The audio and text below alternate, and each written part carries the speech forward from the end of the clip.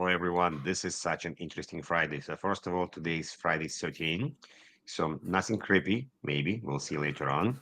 But I'm joined today by quite a new friend, less than a week, probably a new friend, that I have a good feeling we're going to be friends for a long time.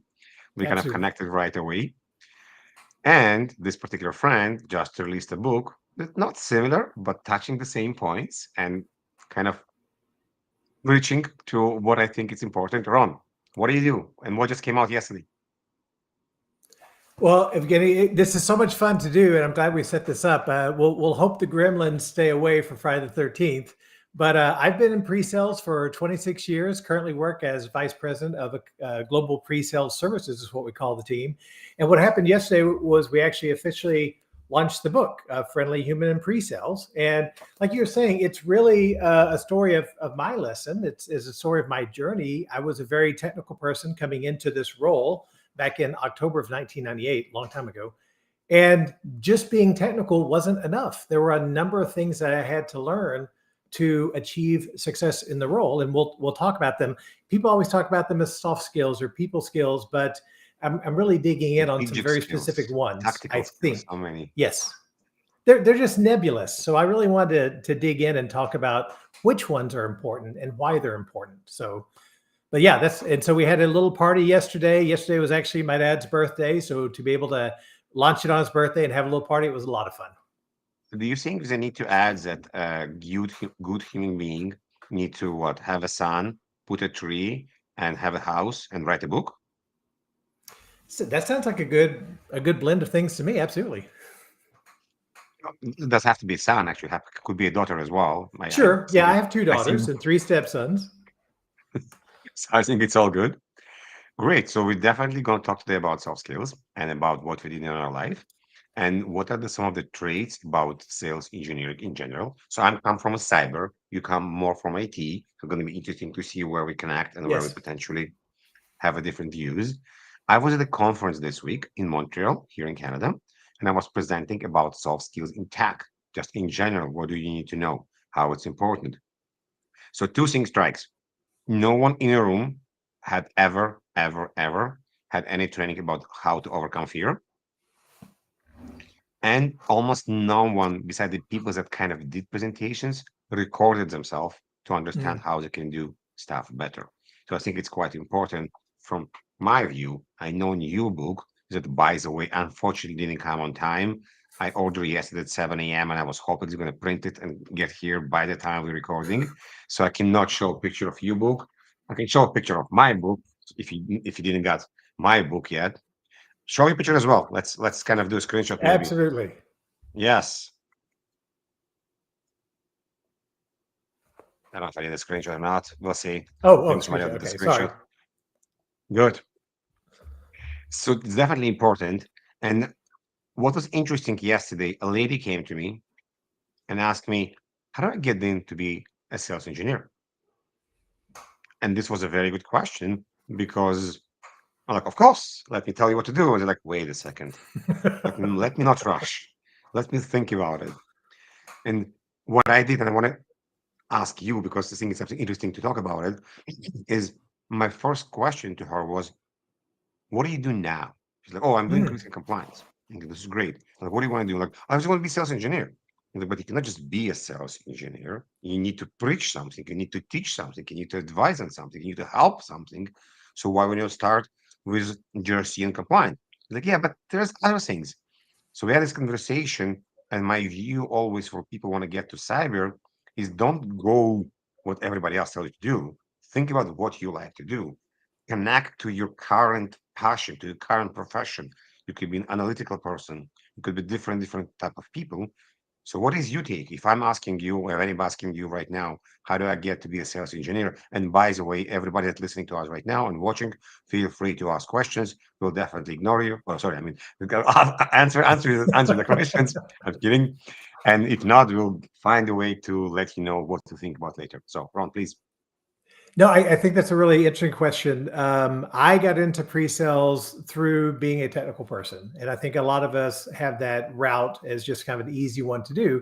Had a good friend of mine, Shane Phillips. He was working as a consultant as well. He got hired by a company that one of our customers purchased. It was an IT asset management tool called Main Control.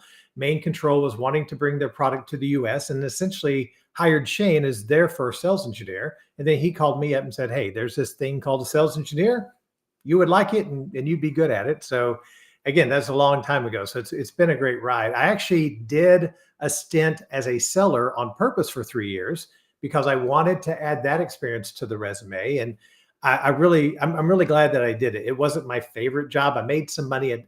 I closed some deals. I was able to close deals, but it wasn't what filled my cup. It wasn't what got me excited. I really like problem solving, talking to customers. But I think you gave some really good advice around people's passions and what they're good at. And actually, the first in my book, I call them timeless behaviors, but the first timeless behavior, the one you have to master first for me, is be authentic. Because when you're speaking with people, if you're not being authentic, they're going to pick up on it. And that inauthenticity, that fakeness will come across and it will make you less credible. And it makes it harder for you to be persuasive. So if people are wanting to break into pre-sales, another typical route is basically the route of an SDR or a BDR, sales development representative, business development representative. You're a salesperson. You're that horrible person, I'm sorry, making the phone calls and making the emails and trying to set meetings up. But you're learning so much about the product and you're learning about sales. And where I'm at today, we've got this lovely program for associate sales engineers. So we find people who have not been in pre-sales and we train them. And the most amazing stat I can share with you is over about 5 years, we've minted 13 brand new SEs.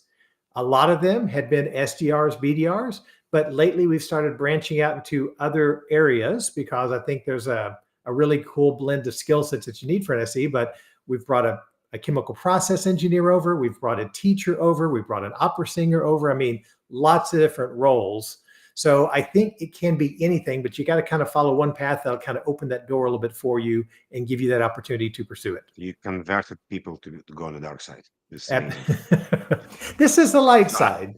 I have many questions, but I think because we touched the idea how to become a sales engineer, and you mentioned you went to the other dark side to become a salesperson, an SDR, let's try to define for folks that are here.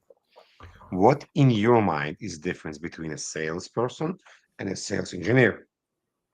Oh yeah, fantastic. So it's a team, it's a partnership, right? And you really do need both people. And when people used to ask me, what do I do for a living? I'd tell them a very quick story. I'd say, anytime you're going to buy software, two people are going to show up. The salesperson who's going to, bring the donuts and yuck it up with you and talk a good game. And then the geek who can speak. And I'm not the salesperson. So I'm the geek who can speak. Very proud of that. Um, in this role in software sales and SaaS sales and technical sales, I think those two people are really important. And the reason for that is you need the account executive, the AE, the seller, to be the quarterback for the relationship. And I don't want to handle negotiating software prices and licensing and those types of things. I want them to be responsible for that. I want them to be the person in charge of understanding who's the champion and who's the technical buyer and who's the economic buyer and those types of things. I want to be able to focus my time on talking to my audience, really deeply understanding the business problem that they're trying to solve. What would be the benefit of them actually solving it? Helping them understand what that looks like from a quantification standpoint, almost, and really allow me to have my time. Allow me to have my time to build the relationships. Because what we need to do on the pre-sale side is to gain the status of what's typically referred to as trusted advisor. So when someone in the audience asks that technical question, I can simply give them an answer and they accept it and they feel comfortable with me and they trust me. So that's what I'm So trying many to ideas achieve. right now. I'm gonna go with the flow, okay, but and then I come back. So you mentioned before that number one is to be authentic, and Yes. right now you just mentioned somebody asking me a question, and I give them an answer. So how's fake it until you make it, and you don't know the answer related to what you just said? Oh goodness. Well, I believe in fake it till you make it, right? Because if someone gives you an opportunity, you say yes, and then you figure it out. But I think there's an opportunity to do so in an authentic way. If you were to ask me to, take a job as a health professional, and I need to do that to provide for my family, I'm going to say yes. When you ask me to do some brain surgery on you, I'm going to say, listen, Evgeny, that's not something I can do, right? That's outside of my control. Let me find someone for you. So I think, again, my expertise as a pre-sales professional is not always the industry, because there are so many people in the industry who have been in that industry longer than I have. They're going to have deeper expertise than me. My job is two things. My job is to, well, three things. My job is to be an expert on how my solution helps that industry. My job is to listen very carefully to my audience. And that's actually timeless behavior number two, is listen actively. I need to take the time to listen, not instruct, understand from my audience what they're wanting to do, and then start mapping that to the solution that I'm representing. And then the third most important job is to convince them that this solution will solve those problems, because that's what gets them to give the money to the AE and the company, so we can continue growing and I can continue to be employed, which is important. So I want to add to what you're saying. You mentioned authentic and still think until you make it. And what is going on here, the way I approach this, if somebody asking you a question, you can say no in a different ways. If you say, Absolutely. no, I'm not sure, let me get back to you. This is not very, No. it may be authentic, but it's not the authentic we want to hear. But Yes. the authentic will be, this is a good question. I really like you answer, you ask this question. You know what? Actually, it's a quite new feature, or I'm not sure, but don't worry, I'm going to get back to you, and I'm going to get back to you in the next XYZ, and you're going to get back to that. So this is you showing vulnerability, part of soft Yes. skills, showing that you don't have everything, but you following through what you say. And with time, people will know, even if you don't know everything and you cannot know everything, they will get an answer on one way or another. And right now, because we do majority of our calls on Zooms, Teams, and Google Meets, the smart salesperson will may take the conversation and say, "Oh, this is a very interesting question. Let me understand more." Give you the time to go on Slack, Teams, the internal wiki, find the answer, and by the time the salesperson took the conversation over, teamwork, have an answer for this. But this is part of my vision working in a team as well. So thank you for this, Ron. Yeah. I want to go a bit sideways and answer what are not the role of the sales engineer, and maybe the same as the sales, what you're not supposed to be doing, for sure, Yes. in your view. Oh, 100%. You're not supposed to be instructing your audience on how to use the software. And that was one of the first things I had to learn getting into the role. One of my previous jobs was actually a software instructor. So 5 days a week, 20 people walk into a room, and I'm teaching them Word. Okay, this I'll date myself a little bit. It was Word Perfect, okay, and Paradox and Lotus 123 and all these lovely applications, but also Microsoft Project and some modern projects as well. So, but that was my job every day. 20 people in the room, teaching them the software. And so when I got the job as a sales engineer, it's like, oh, I've got different people I'm teaching the software to. And that is not what they were there for. They were not in the room to learn how to use this solution I'm trying to sell them. We're trying to sell them. They're in the room to learn how this solution may potentially make their lives better by solving this problem. So you're not there to instruct. You're not there to lecture. You're not there to show how smart you are or how technical you are to your audience. So those are some of the things that you shouldn't be doing. To this, one important part, as a sales engineer, if you define as a slow as a sales engineer, you are not responsible to provide license, how much they cost. So not license. You're not instructed to tell the cost or negotiate how much the pricing part.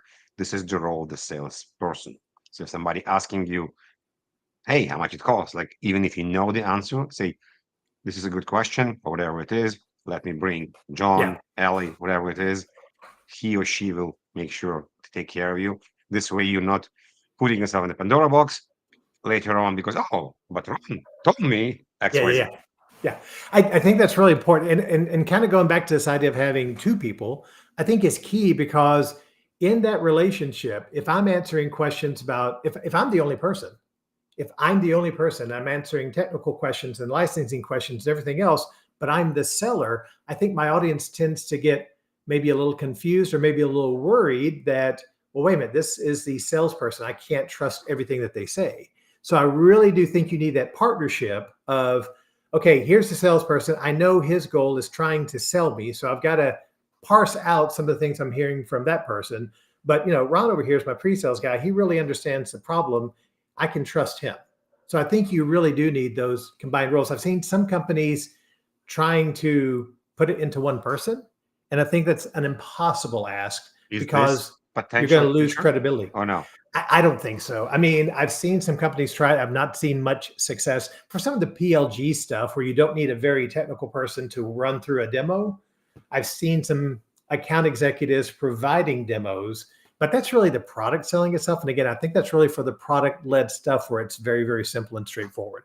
Enterprise software, I don't think we could ever ask a seller to manage the selling piece and the demonstration piece. So let's go a bit deeper in the Pandora box and the deep roots Okay, and good. try to envision. I don't have an answer. What will happen? And I want to pitch soft skills here as well, because this is what we're kind of preaching right now. In a 2, 3, 5 years, when the AI became smarter, like Mhm. literally yesterday, OpenAI released the O1, whatever the new feature that's supposed to think before it answer, and apparently it's much better. What happened when AI can take care of the commodity stuff? When AI can actually do the transactional deals, the ones that are relatively easy. I need 5 antivirus license, 2 CRM license, or whatever it is, without anything. What and how the role will change? Yeah. So that is a question on a lot of people's minds right now. And I think it's amazing to see the advances in AI and some of the machine learning stuff that we're seeing. Just a quick plug, Vivint has a conference next month called Unexpected, which is free for people to register for. And my good friend Kerry Sokowski and Rue Dickinson, a few others, are actually doing a presentation about how AI is Do going you have to. do you have a link? Can we put a link here in the chat somehow? I'll look for it here in just a second Yeah. that we can throw it in there. But yeah, um, the way I think about it is this: AI is simply another tool, and if AI is taking care of a lot of the lower hanging fruit, then that's just going to free up more of my time to develop the story, to develop the relationships, and do a better job of connecting with my audience. So I look forward to that quite a bit, actually. And I mean, the other thing too is if AI, can come in there like you said and identify, hey, I need 2 licenses of this or 3 licenses of this, that's fine until we get to the point where the AI is actually contacting other AIs and buying it and procuring it. We're still going to have humans involved. So we still need that human skills, that friendly human, that soft skills aspect of it. That's not going away anytime soon. So in my book, my last chapter, it's also a brainstorming with my friend Mike Kruger about the potential future of buying process. And what we together envision is that we're going to have a change on the website part of the vendors. That right now it's designed for human being, and there's potential a good chance that there's going to be an API for the purchasing bot, and the purchasing bot on the customer side may go to Microsoft, for any other vendor, and actually understand information about this product, understand how to buy it, how to interact with this particular product. Versus right now, all the websites are designed for a human being. This is definitely can change. You already see many AI applications on the customer side that help you to do research. So, hey, I want to buy XYZ, help me to Yeah. understand which car to buy, how to prioritize. We're slowly there. We're not fully there. There's many, many problems, but it doesn't mean it's not going to change with LLM number 55 or whatever they're going to come out in the next 2, 3 years. 100% agree. And that's why I think soft skills are so critical. And that's why I call mine timeless behaviors, because over the 26 years I've been doing this, the technology stack, and probably the same for you, right? The technology stack that we've dealt with has changed constantly. I mean, when I first started doing this, it was client server, where not only was I selling a solution, but I'm also having to understand the technical specs of what they're wanting to implement so I can suggest which servers they need to buy. Now that all that's moved into the cloud, so we're all SaaS, and that's fantastic. And again, we're talking about AI and large language models, so that's a big change as well. But guess what? the way I talk to my customers, the be authentic, the listen actively, all these other behaviors, those have been constant.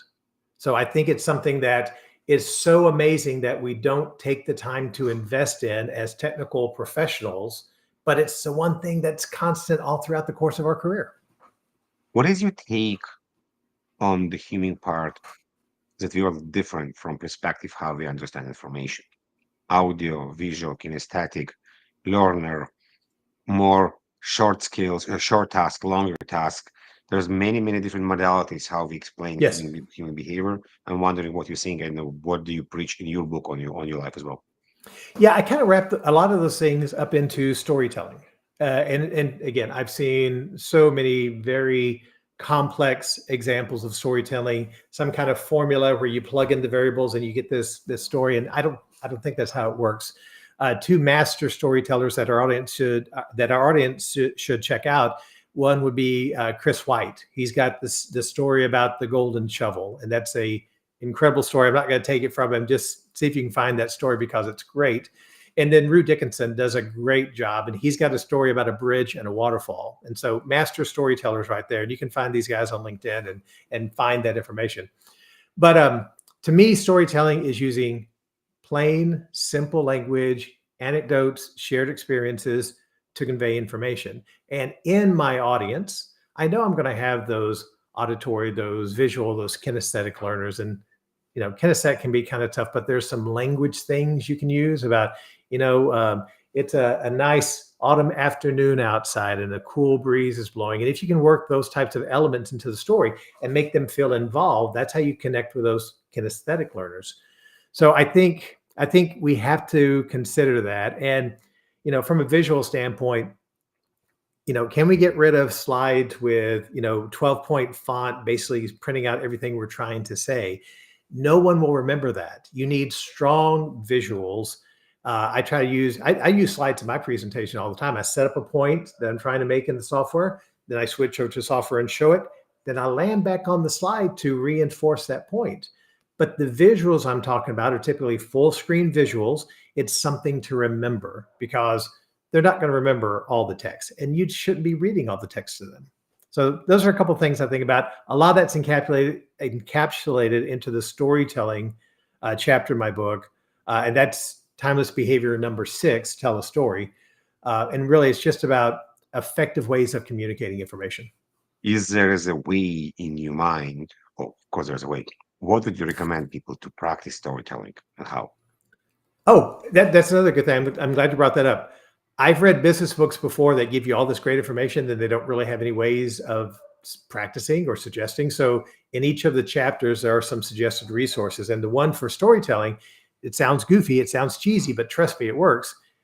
If you're not a great storyteller, simply practice retelling a normal daily event and then maybe try to add some pizzazz to it.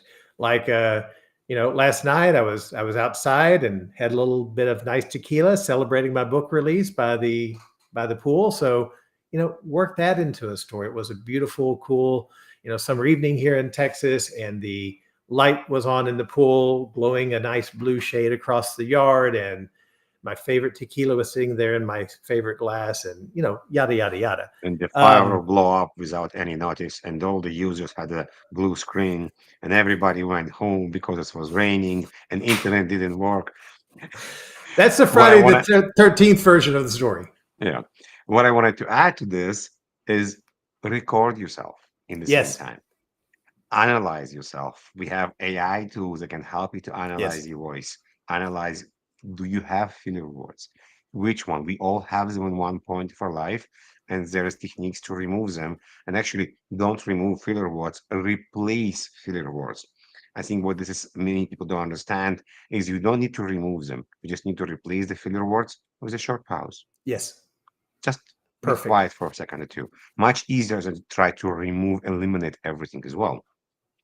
I And think a lot of recording that yourself. is, Yeah. I'm sorry, I was just going to say, I think a lot of that is sometimes we feel a little bit of that imposter syndrome. And so that blank space feels awkward. So we feel the need to fill it.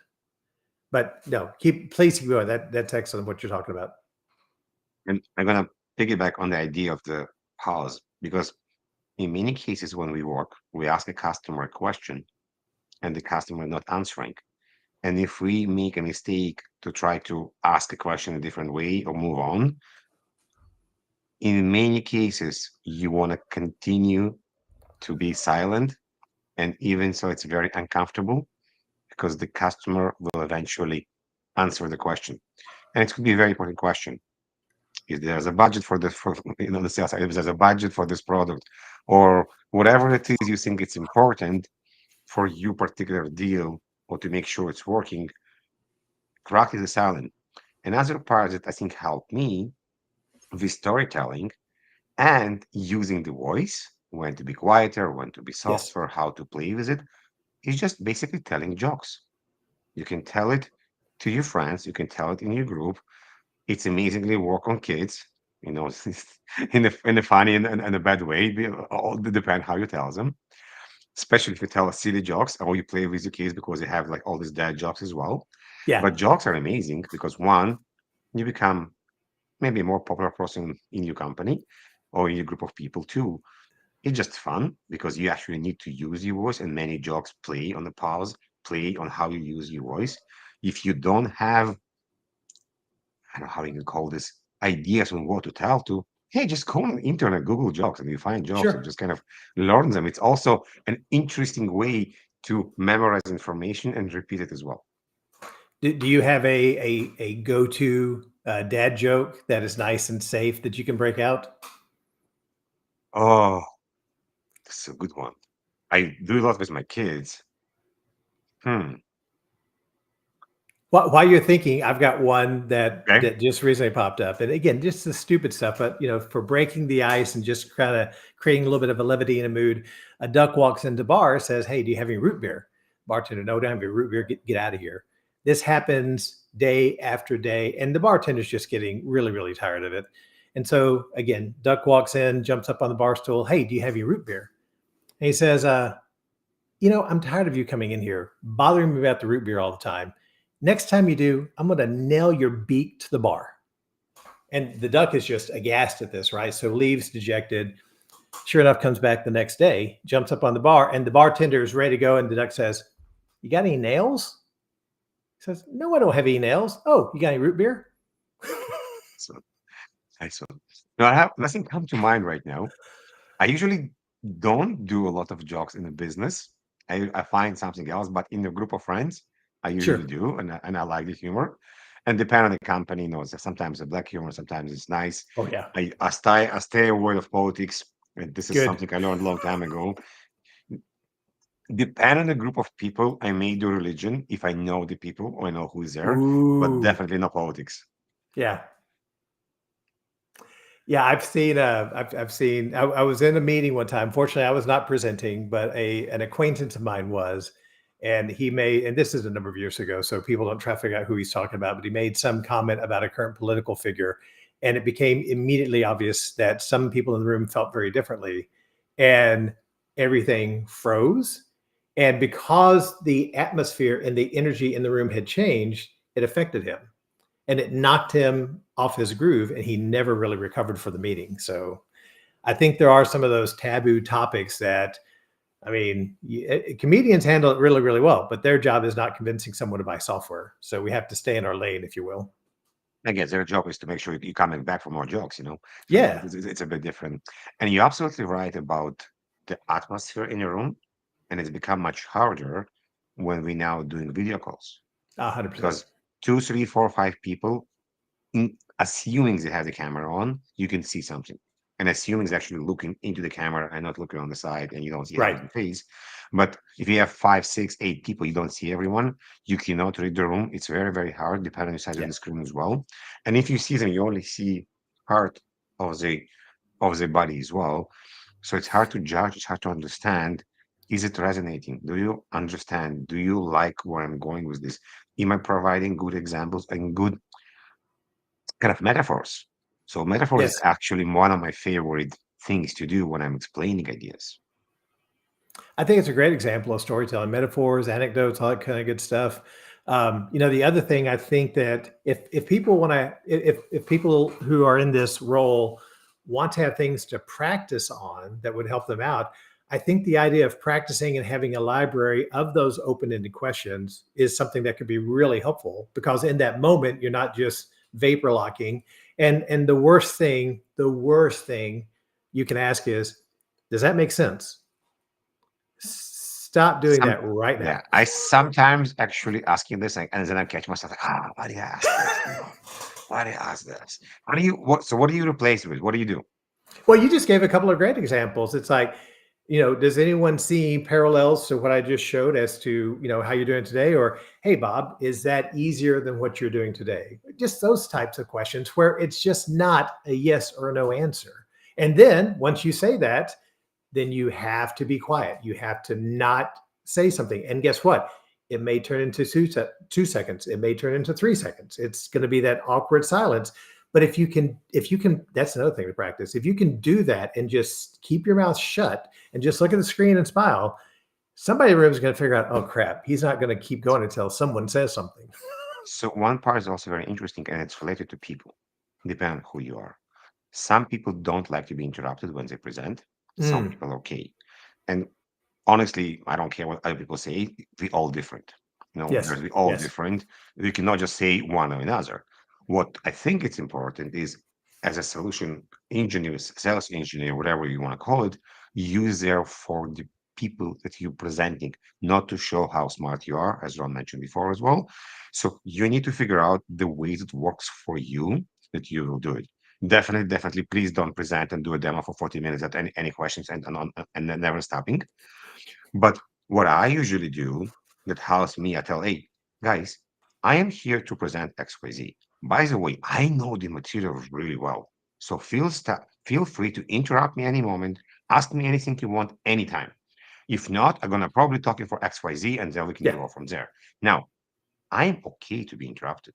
I know myself. I can multitask, I can do multiple things. I have a couple of buddies that don't like to be interrupted because Yeah. they're going to lose the idea. But Yeah. what they do, the good one, they say, guys, I'm going to be talking for 5, 10, 7, 12 minutes. If you have any questions, please wait. There's a good chance I'm going to answer your questions while I'm presenting. And then when I'm done, I'll answer anything you want. And I think it's just a different way to do it, but also it's coming back again towards the people want. And I'm wondering, what do you usually do? So this is such a great thing. I mean, we could do a whole show on this, Uni. I mean, it is a thing, because early on, when I was going in to do a presentation, my plan was, I've got this list of stuff that I need to get through. I've got my outline, right? I've got my demo all planned out. It's a brilliant demo. It's going to be 30 minutes. And oh crap, now my salesperson talked 10 minutes too long. And so now I've got to hurry up so I can fit all this in, right? And a while back, this kind of flipped in my brain, and I am not there to deliver the demo. Baby? I'm It's not I'm about to not show you, there. baby, how beautiful I'm, it is. no, I'm there to listen to my customer and see if I can solve a problem. And when you do that, this idea of them interrupting me, no, they're not interrupting me. They're trying to get their stuff answered, and I'm a resource to them. So it's a bit of a switch that you have to flip in your brain, but we're not there in service of our demo agenda. We're there in service of this customer who's taken time out of their day, making space for us to go in there and share what we're presenting. And guess what? We're not the only ones doing that. They're probably seeing anywhere between 3 and 8 presentations, and they're all going to sound the same. They're all going to look the same. So I think we really have to think about, how do we serve this customer? How do we stand out?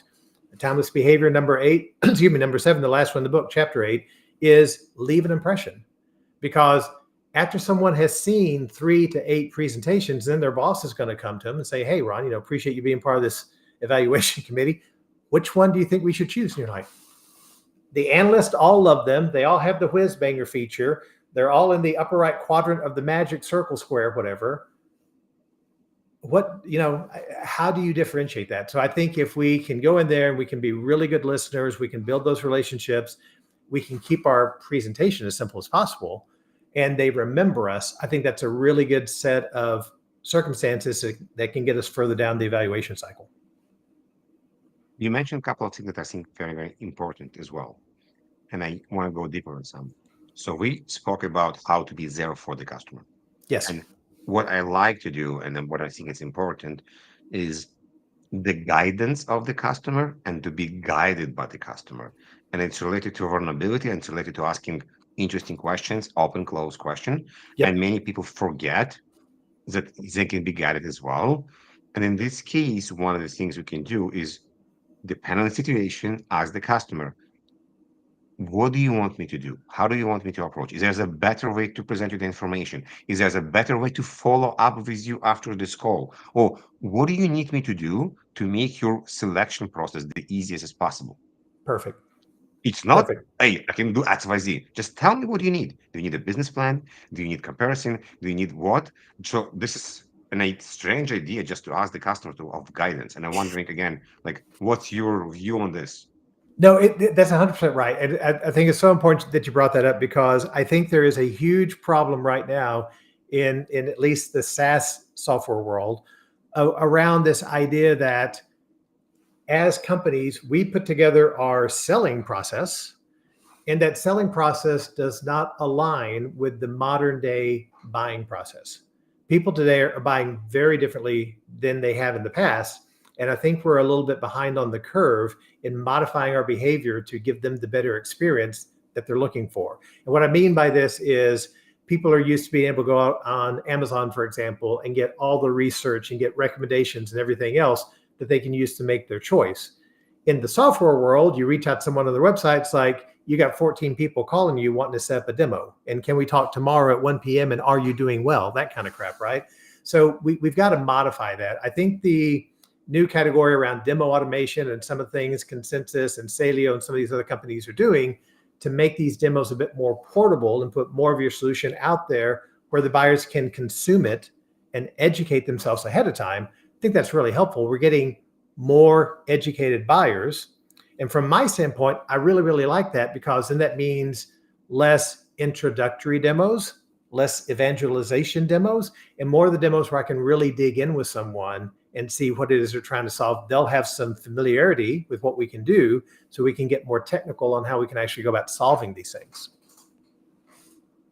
Different people approach differently and depend on what we're looking from a sales or a buyer perspective. From a sales perspective, if I can sell you the widget as quick as possible, the best. From a buyer perspective, we want to make sure this widget actually fit where it need to fit. What's your take about buying without POC or POV or whatever we want to call it? Of course, it depends on the industry as well. Sure, sure. I hate POCs. Um, and the reason, okay, let me clarify that a bit. Hate's a strong word.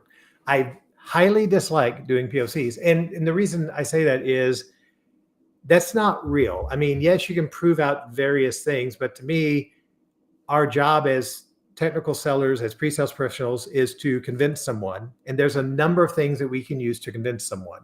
The demo is one thing that we can use to convince someone. Case studies would be another thing that we could use.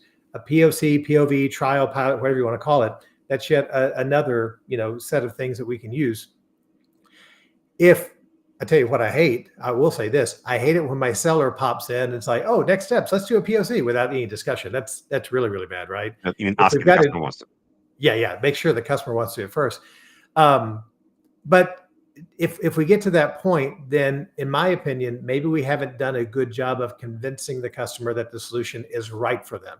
They don't feel comfortable yet. So how are they going to get comfort? They're going to get comfort by going this next step. Or maybe it's simply part of their procurement process where it's mandated that they do it. So sometimes you'll have to do it no matter what. I think in those circumstances, the thing that we can do to help ourselves have the best chance of success is to really have some clearly defined success metrics, have a clearly defined length of time that this POC trial is going to last, and have some very clear follow up at the end of it. Hey, you guys said you're going to have 14 people in the system. I saw 10 of them. Are you still good? Did they get what they needed out of it? It's always that give, forget. But again, that's something that the salesperson should be more responsible for. From my side, at least in cyber, I'm a big proponent of doing POC and POV. I think it is important, not just because it wasn't enough is because in many cases people need to see it's actually working in the environment Hmm. and the administration and the reporting working, not just in, oh, you have a perfect, the demo is perfect because it's done in a almost like a hospital environment, everything is sterilized, and the moment you put it in my environment, it's not actually working as it's expected. Some tools, potentially as a CRM, or even so, maybe not maybe the integration part not going to work as you expected. Right. But then many tools in cyber, in my mind, is a very, very good idea to do a POC and POE. Again, my view, we all differently. Having said this, I agree with you 100,000%. Please don't start any POC or POV if you don't know what you're testing, what is success criteria, how you're going to score it, how are you going to compare it Right. to one to another. And if you're a big company, please, please, please have a runner-up, have another companies you're going to check as well. Yeah. Because if this guy not going to work as you expected, or the price or the procurement not going to work, at least you have another one going on. And not cyber related, but cyber related, you mentioned several times that the way people buy changed. Yes. If you're buying a SaaS product right now, there is a very good chance, if you're an enterprise company, and if not, you should, there's going to be a third party assessment and understanding how secure is this product. Yes. Yes. Not about the feature, not about the delivery. It's about the security and the compliance and where the data is going. If you working in the space, make sure you prepare what to provide to these people because you don't want your cycle to be longer because you don't know Yeah. how to do it. You have no idea what is SOC 2 compliance and who invented this and why it's important. Great point. Great point. I just also noticed that we had a couple of questions in the chat. Does using the word resonate valid? Is using the word resonate valid? I think so. Talking about our audience, but if you ask the question, does this resonate? Then that also is a yes or no answer. So it's not that open ended. So I think the word resonate is great, but figure out a way to incorporate it into a question where they've got to give you more than one word answer. And then Pam, how does that compare to what you were expecting? There you go. There's a great example of an open-ended question. You've shown a feature that they wanted to see to address a certain outcome.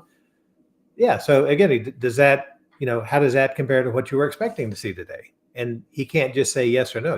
You gotta you gotta say something else. So good questions in there. Keep them coming. I don't know if there are more questions. I don't see the chat right now.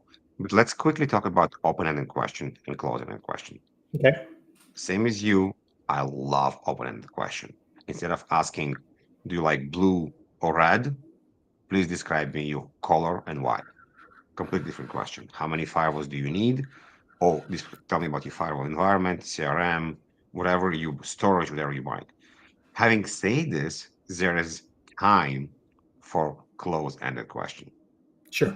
And this time could be on the sales cycle. If you're going to buy, not going to buy right now, not right now. How many licenses do you actually need? If you license this, buy this. So there's time comes when you want the defined answer because you don't want fluff. You actually want to produce what you need to do, depend on what's happening. Yeah. No. 100%. One of the timeless behavior number 4 is have a conversation, because a lot of this is solved through that idea of having a conversation. Again, having a conversation is about two-way communication. It's about not just instructing and lecturing someone. It's about really having a dialogue. And so I think for in your example, talking about other systems that you may need to integrate into. So let's say you're talking with a CRM.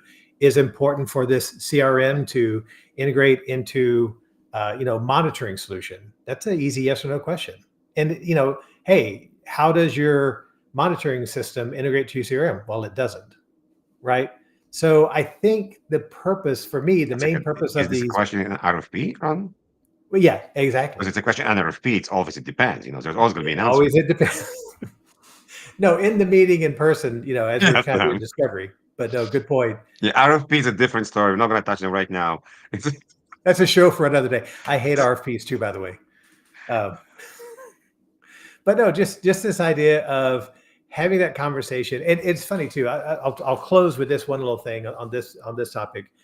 Again, typically what I see is Maybe we've had some time with the seller. We've got our plan. They've got their slides. We've got our idea of the demo, and let's say we've got an hour-long meeting, and the first 10 minutes is you're on mute. Are you connected yet? I don't have the link. All that stuff that goes on. We get through that. We yuck it up for a little bit. Salesperson does their slides. They take too long. And now the 30 minutes I had planned for my demo is now 15 minutes. And too often, I think what we do is, well, I'll just speed up because it's really, really important. And don't ask me any questions. And that's just wrong. I think it's so important. You touched on this earlier about the silence and the pauses and making space so the conversation can happen. And something you said that was so great a while ago is if you make that space and you have someone in your audience start answering questions, now you're identifying the champion that you can use to do some other stuff later on. And if we're filling every bit of space with our language because we're nervous, we're proud, we're arrogant, whatever, people are going to pick up on that and they're like, okay, I'm just going to sit back, shut up, let this idiot finish up the stuff, and I'll get on with my day. You're not going to make that connection. You're gonna see people say, "Yeah, yes, this is amazing, so interesting," and they're in different screen scrolling. So two things: when the customers started to talk, as you mentioned, don't interrupt them. Let them talk. Of course, if you're talking about what they did last summer, 15 minutes in the conversation not helping. In the beginning, maybe yes, because you're trying to break the ice. But later on, when they're describing the environment, let them talk, please.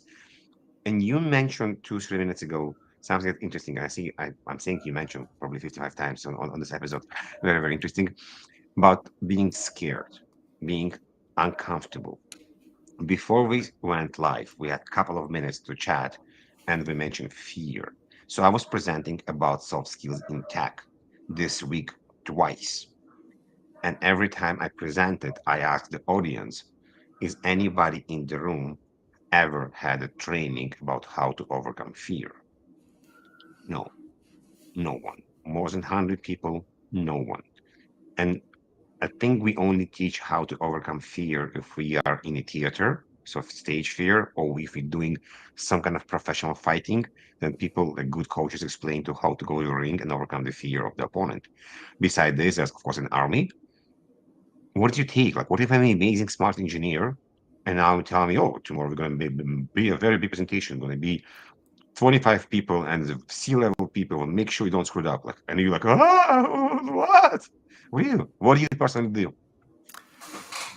That's tough. I mean, it's always there. I mean, writing the book, I had some of that fear and some of that imposter syndrome as I shared it with some people because I was imagining that they were not going to like it. They're going to say it's garbage. Oh, this is so obvious. Why'd you spend the time writing a book? And I'm happy to say that's not been the reception, but we've got something there that tells us those negative things from time to time. I'll share a really quick story. I was working for a company that had a maintenance solution. It was MRO software, the tools, Maximo. So if you my Maximo buds are listening, shout out to y'all. Maximo is a great product. It's still around, but we decided that we wanted to add a calibration module into Maximo. Calibration is the process of having an instrument like a scale and then putting it through a measurement to make sure it's recording the proper weights. Think about manufacturing, pharmaceutical. It's critical that the scale is measuring exactly 10 grams. So when you calibrate that scale, you bring out this very nice box of weights and you have a 10-gram weight and you put the 10-gram weight on the scale and you record the reading. And if it's off a little bit, that instrument will have ways to adjust it so it reads properly. We went out, we hired someone with this experience, we built the module, and now it's time to show this brand new calibration module. I mean, V1, it's time to show this to an audience, and the joy of that opportunity falls to me. Now, the audience was a pretty special audience. It was some gentlemen and women at Sandia National Labs. And if you're not familiar, I mean, they wrote the very big book on calibration and metrology, and they know this better than I will ever know it in my life. And it was 30 PhDs in the room that I'm presenting to. So fear, yes, I was terrified. And I did a lot of prep. I felt like we were really, really good, but still, I'm just very anxious about this presentation. And I came up with something that I told myself, and it's been a huge help. And I share this all the time as I talk to people, but that's going back to what I said a little bit earlier about expertise and industry, expertise, and everything else. I could never go into that room of 30 PhDs and pretend that I knew as much about calibration as them. that's stupid. That's impossible. And so what I told myself is, you don't have to do that. You have to be an expert on how your solution addresses calibration. And when I came up with that, it this huge weight just lifted off my shoulders and it became crystal clear. And it gave me so much confidence and so much peace when I went in there. I was able to perform properly. Everything worked. They didn't stand and applaud, so it wasn't a standing ovation, but they did applaud politely at the end. And they ended up being a customer, so that was even better. But that was a big hunk of fear. And that's how I coached myself through it was be an expert on what you do. You don't have to be the expert in the industry. You've got industry expertise in the room that you can tap into. And if I tried to be the expert, that would have been inauthentic and it would have blown up the relationships that I was building. Thank you. This is a very good example of how you shift focus. Not just shift focus, you look on the problem from a different side. Yes.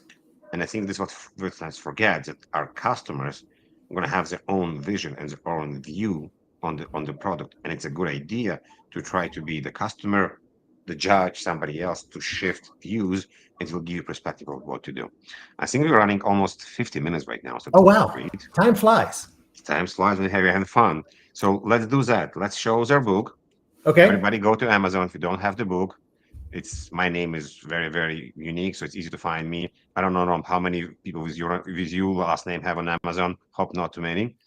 I don't know, but if you search on my name or if you just search on Friendly Human, it's popping up for me. So great. So everyone, thank you very much. If you didn't answer a question that was here, please reach to me later on. We'll find a way to answer it. Again, we just met a week ago, so it was completely unscripted. Like, swear to God, nothing was scripted in this meeting. just a conversation between a couple of friendly humans. So it was so lovely to meet you, Evgeny. I mean, good luck with your book, and it was cool to see some of the stuff you did in the conference last week. So just continued success, and it's nice that we've got other people out there who understand the importance of these soft skills. Thank you, everyone, and enjoy your Friday.